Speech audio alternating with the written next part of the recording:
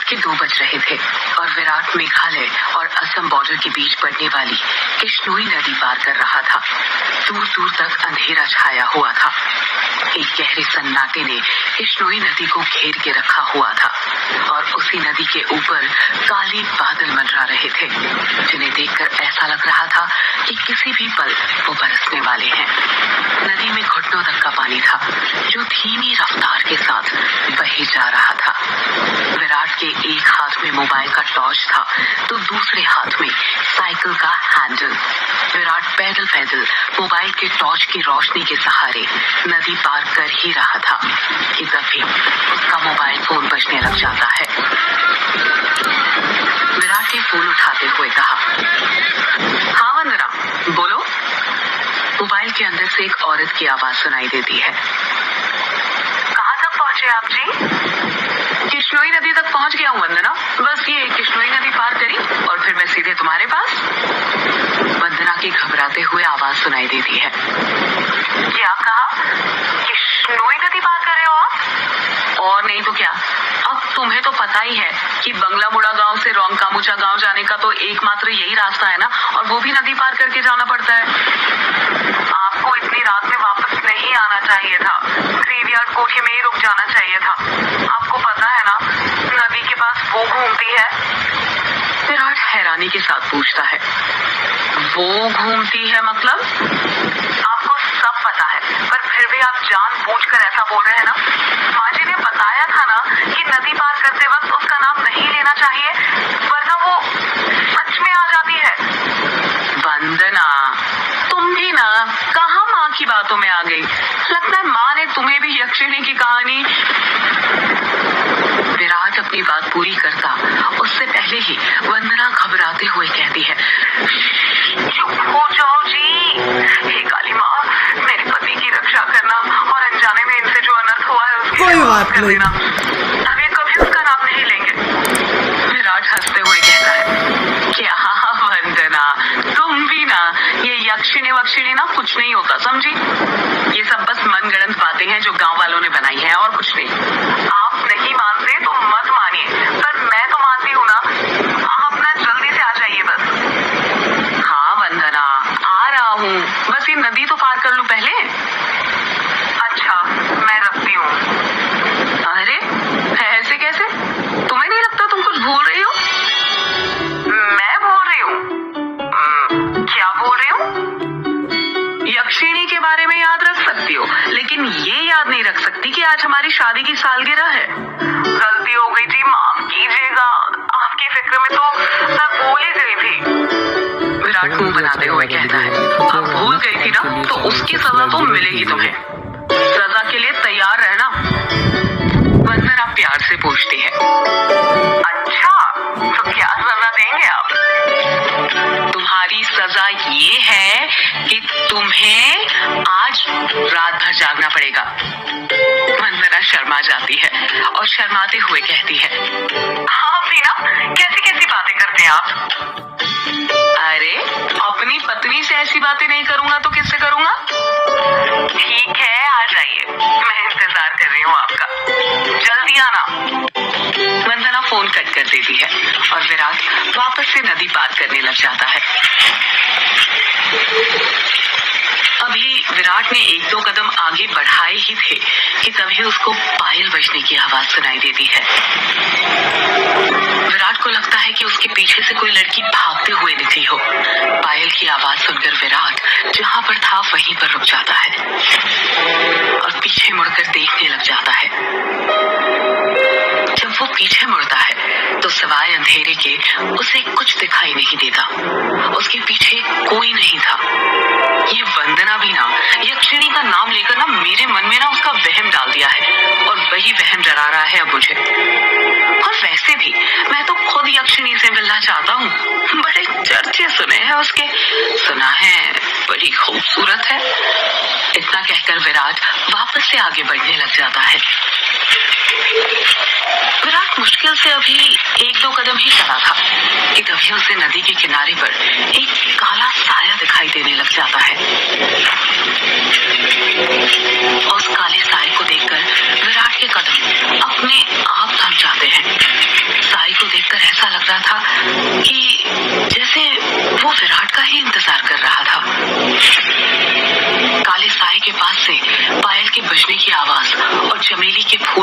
खुशबू आ रही थी। विराट के हाथ पैर कपकपाने लग गए थे। विराट डरते हुए कहता है, कहीं वंदना की बातें सच तो नहीं थी? ये यक्षिणी तो नहीं? विराट उस साई को देखकर इतना डर गया था कि उसका पूरा चेहरा पसीने से लथपथ हो गया था। विराट के हाथ पैर ठंडे पड़ गए थे। उसका दिल जोरों से धड़कने लग गया था। उसे समझ नहीं आ रहा था कि वो क्या करे।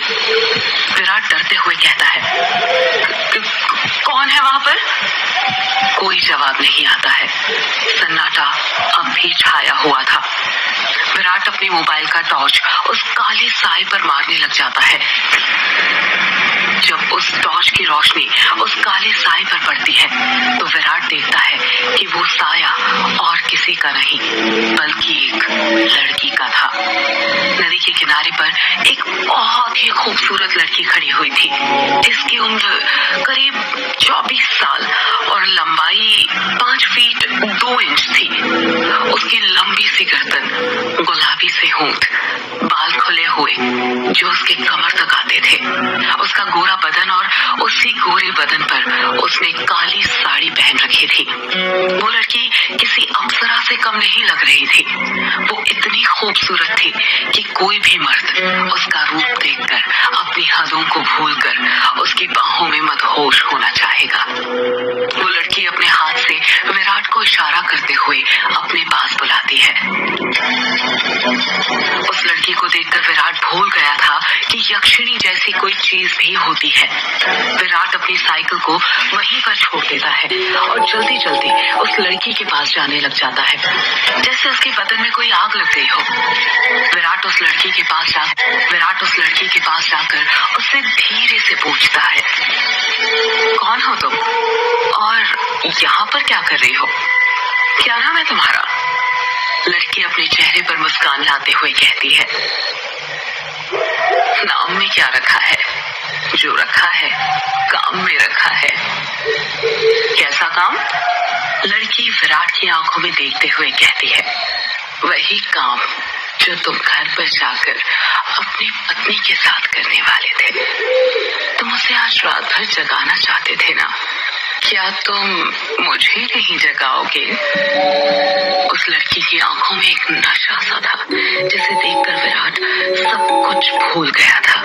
ऐसा लग रहा था जैसे वो उसके वश में आ गया हो। विराट भी उस लड़की की आंखों में देखते हुए कहता है, हाँ क्यों नहीं, मैं तुम्हें आज रात क्या, कल परसों नरसों हमेशा जगा कर रखूंगा। कभी नहीं सोने दूंगा तुम्हें। इतना कहते ही विराट उस लड़की को अपने सीने से सटा लेता है और अगले ही पल दोनों नदी के रेत पर निर्वस्त्र पड़े हुए थे। दोनों के जिस्मों की गर्मी से रेत उनके शरीर पर चिपक गई थी। उस लड़की के बदन में से चमेली के फूलों की खुशबू आ रही थी। लड़की नीचे थी और विराट उसके ऊपर। विराट के माथे की पसीने की बूंदें ये साफ जाहिर कर रही थी कि वो थक चुका था और उसके बदन की सारी ताकत खत्म होने वाली थी। पर उस लड़की का चेहरा देखकर ऐसा लग रहा था जैसे अभी तो कुछ हुआ ही नहीं था।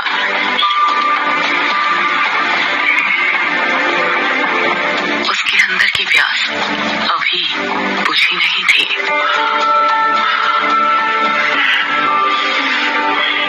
विराट अपनी चरमोत्कर्ष अवस्था में पहुंचने वाला था और कुछ ही पल में वो उस लड़की के बदन पर ध्वस्त होने वाला था।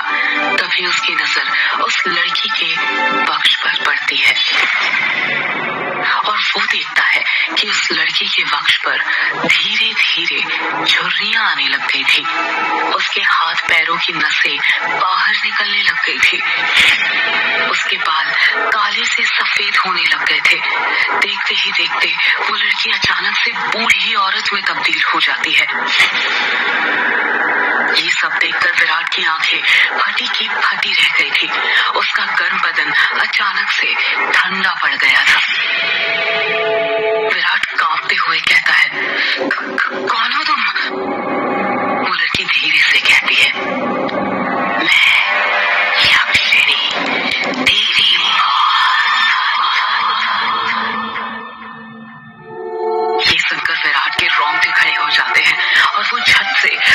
दूर हटने लगता है, पर उसी वक्त यक्षिणी उसे अपने दोनों हाथों से पकड़ लेती है और कहती है, अभी कहाँ जा रहे हो प्रियतम?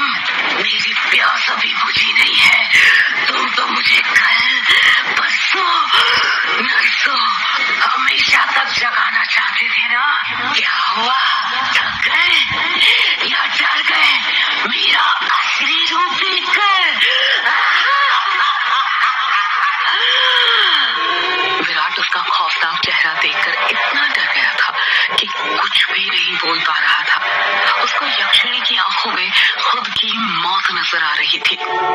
यक्षिणी गुस्से में कहती है, वासना की प्यास में तू ये भूल गया कमीने कि तेरी पत्नी वंदना तेरा घर पर इंतजार कर रही है और तू यहाँ पर मेरे साथ। तुम मर्द कभी एक स्त्री से प्यार नहीं कर सकते।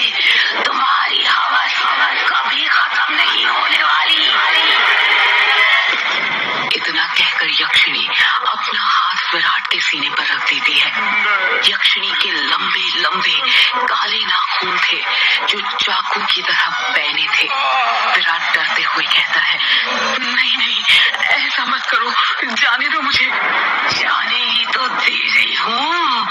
पहली बटोला, पहले बटोला, पहले बटोला। इतना कहकर यक्षिणी अपना हाथ विराट के सीने के अंदर घुसा देती है और उसी वक्त जोर से काले बादल गरजने लगते हैं और बारिश होने लग जाती है। विराट के शरीर का खून नाखूनों के सहारे यक्षिणी के शरीर में जाने लग जाता है। जैसे जैसे खून यक्षिणी के शरीर के अंदर जा रहा था, वो वापस से जवान होते जा रही थी। यक्षिणी वापस से अपने पुराने रूप में आ गई थी और विराट का शरीर सूखकर सफेद पड़ गया था। उसके अंदर खून की एक बूंद तक नहीं थी, पर उसकी धड़कन अब भी चल रही थी। यक्षिणी अपना मुंह विराट के कान के पास ले जाती है और फुसफुसाते हुए कहती है, राम नो राम रो, राम रो, राम नो राम नो, राम रो। इतना कहकर यक्षिणी अपना खून से सना हाथ विराट के सीने से बाहर निकालने लग जाती है। जैसे ही यक्षिणी अपना हाथ विराट के सीने से बाहर निकालती है,